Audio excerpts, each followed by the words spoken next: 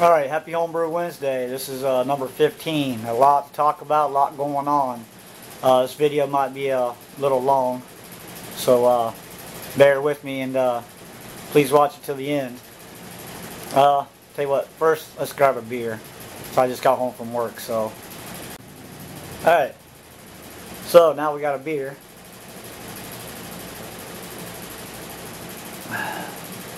That is the toasted amber ale that I brewed. Well, actually I made a sheet. Because there's so much to talk about in this one. The brewery tour that I took last Saturday to Rockmill Farms. That was a pretty good trip. Thought there was going to be 17 people from my brew club. It ended up being 22 of us. So I got some clips on that. Actually, I'll go ahead and show that first. So let's see some of that. The Saison. You know how many there's going to be, I guess? I don't know. I think there's like 17 of us. 17? Yeah. Verizon, they were wanting to sell the company and they did not invest at all in the areas that they wanted to sell. So when Frontier took over, I mean, they had to invest. So for the last, that was in 2011, and for 2 years, I mean, it's been a mess because they ordered more equipment than they had people to install it. And they were losing stuff and stuff going in the wrong place. They got to make a thousand pictures.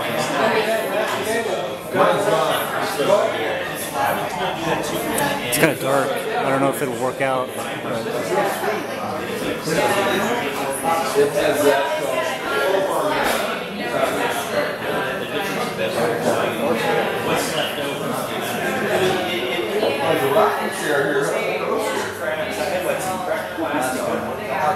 You're right. The mouthfeel part of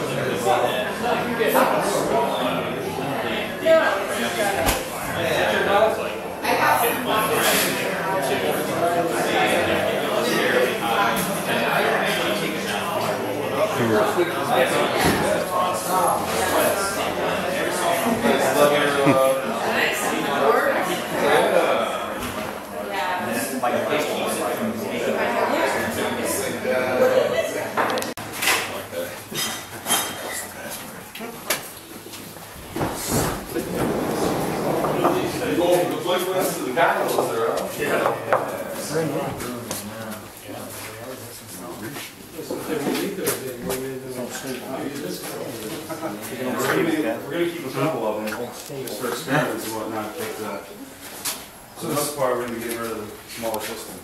So the stuff we're drinking right now, was that brewed in? Yes. Wow. Yeah. It gets hot in here. The boilers, I mean, they're open flame, so on a hot day when it's about 90 outside, we're brewing at about 110 degree weather in here. But you know what? You get used to it after a while. Day 1 and 2 are like, wow. You get used to it. So yeah, we just got all this equipment in 2 weeks ago. We've slowly but surely been installing it, and we'll probably be working on it in the next 2 weeks. More water brew and start doing all the equations and whatnot to bump up our system from the 2 to 50. This is your mash tun and oil kettle? Correct. Correct. And then 8 fermenters. We're getting plumbed in, I think, this coming week for glycol. And then water is in the middle of the Atlantic right now, but we should go. So they have two glycol. So they cool the bottom or they cool the top. Yeah, pretty much. Well, they'll have a glycol station. Oh, no. They'll be able to chill all these maintain the temperature and more from like go to this. And they still make it.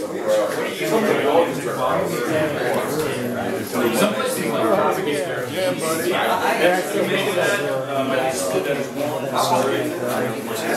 They've never brewed. This is basically here to show you guys. Tell you as much about it. I'm exactly. That's called the brew house. Once we start brewing, I'm gonna Say something. And then this is all they were brewing before? Yeah. Increase the production. Alright, so that was some of the tour and what they're working on and getting together. I was going to purchase a few bottles, but I can get them anytime. I did purchase my most favorite one I had there, which I sampled all 5 of their seasonal beers. And the one I decided to get was the cask aged triple, golden ale aged in whiskey barrels by Rockmill Brewery. And there's a stamp on the bottom of it, tells what batch and the cask number, the barrel date and bottled date, and there, you know, all the stuff on the back. But it's $22 for this bottle. It was their most expensive. I think their cheapest bottle, they only sell them in this size, was $14. But I tried all their beers, and I can reproduce any of their beers except for this one because I don't have fresh whiskey barrels. They get their whiskey barrels the same day they're emptied. Within hours of each other, they have them filled back up, or within hours of them being emptied. They have their beer ready. They got some kind of relationship with the whiskey distiller, so they go pick up the beer, the barrels, the cask, which is probably a half hour to 45 minutes from where they're at. They get them back and have them filled immediately to age them. So what else we got here? Future brew club meetings. Planning a trip to it's an all-day trip. We're going to get a bus for all of us and go to Great Lakes. Sorry, Great Lakes Brewery up in Cleveland, and so it's an all-day trip that we're going to do, that we're planning.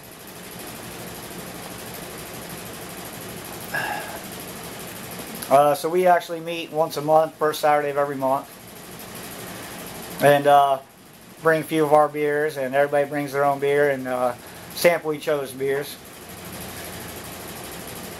So next off, I got my stir plate build, and I'll show some clips of that. And also, the same day my magnets came to build that, I got my new issue of Brew Your Own magazine, which is all about the beer yeast.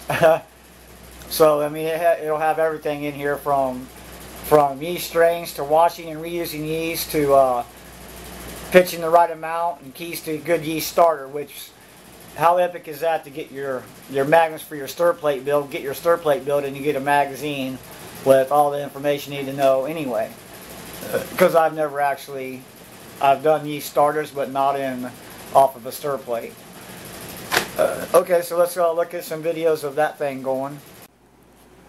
Okay, so this is my attempt at my homemade stir plate. I got the bar ordered, so I got everything else today. So I picked up one of these fans from Radio Shack. It's the Thunderblade 80mm blue LED fan. It was $11.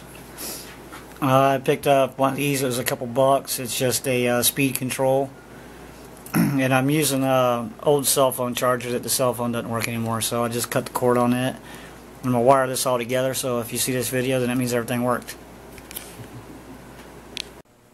Okay, here's what I got so far on the stir plate. I picked up this little box. It's clear. It's got a lock, but I won't never need that. But the fan from Radio Shack. It's got these blue LED lights in it. I'm not sure why, but it's just a regular computer fan. I glued a few pennies on the corners of it and wired it into the side.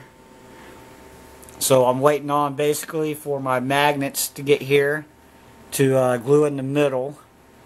Then I can glue this on the underside of this lid, and I'll have something to set my stir plate or my flask on to put my stir bar in and make my yeast starter.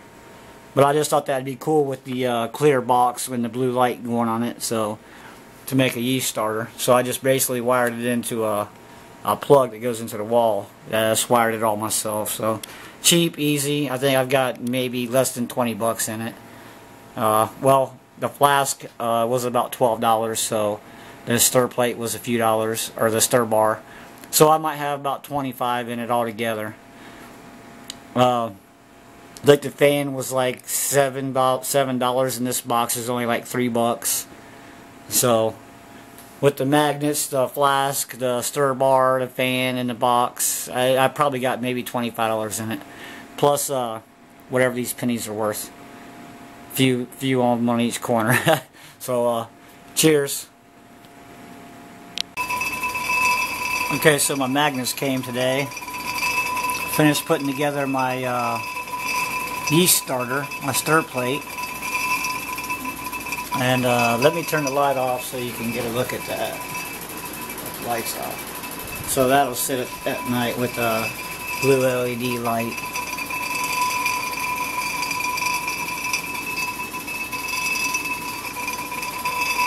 It actually looks pretty cool at night. Not sure how good the lighting is with that. But yeah, it looks like it works lovely. So that's a plus. And also in the mail today came my new Brew Your Own magazine. It couldn't have been a better one, because title's Exploring the World of Beer Yeast. Guide to 206 yeast strains, washing and reusing yeast, mastering yeast fermentation flavors, pitching the right amount every time, and keys to a good yeast starter. Wow.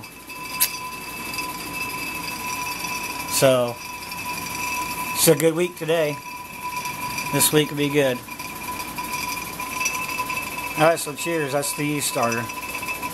The stir plate to make my yeast starters. Alright, so I've seen that.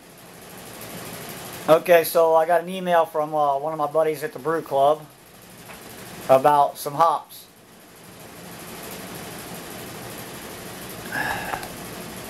He sent me the lady's email address. I emailed her. She's the owner of Jackie O's Pub and Hop Farm. Not far from here, probably close to 25 or 30 minutes away. And I go that way about every 2 weeks anyway. She's evidently picking 30 to 50 pounds a week of hops, and has been doing that for the last month. Says it's starting to get itchy and old. Apparently she's an older lady anyway, but so I told her I was gonna purchase 5 to 10 pounds. She said $5 a pound, so I was gonna get 5 to 10 pounds of hops. She sends me an email back. Says I can have all the hops I want if I come down and pick them myself free of charge. So that's what I'm going to do this Saturday. I'm going to go, and I'm just going to probably try to pick a garbage bag full. So that's what's been going on. I can't wait to get down there. So my next Homebrew Wednesday, I'll shoot some videos of being at the hop farm, and put that on my next Homebrew Wednesday and show you the hop haul. So I'm hoping to get, if I spend all day down there picking hops, I'm sure I can get 10 to 20, 30 pounds maybe. It'd be a big trash bag, plus I'll have a buddy helping me. So that'll actually work out real well.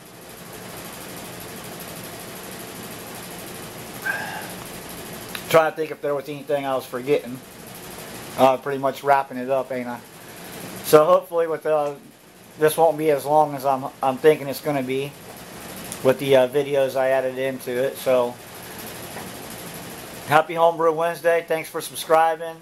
Comment, like, give it a thumbs up, and cheers, and happy Homebrew Wednesday again.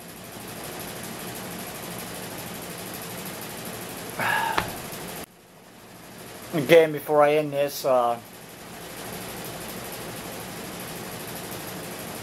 we brewed a Belgian Golden Ale, the Vol clone. I recorded all that. And it's fermenting away pretty good. So I'll probably show that in a different video, just because this one's probably going to be long. But something I also found out about the brewery is apparently our water, our tap water, regular drinking water out of the tap, is identical to the Belgian water. So I'm going to start brewing Belgian style ales, and do some research on different Belgian beers, and try that out. So thanks a lot. Okay, we're at about 24 hours later, and it's just going to town non-stop.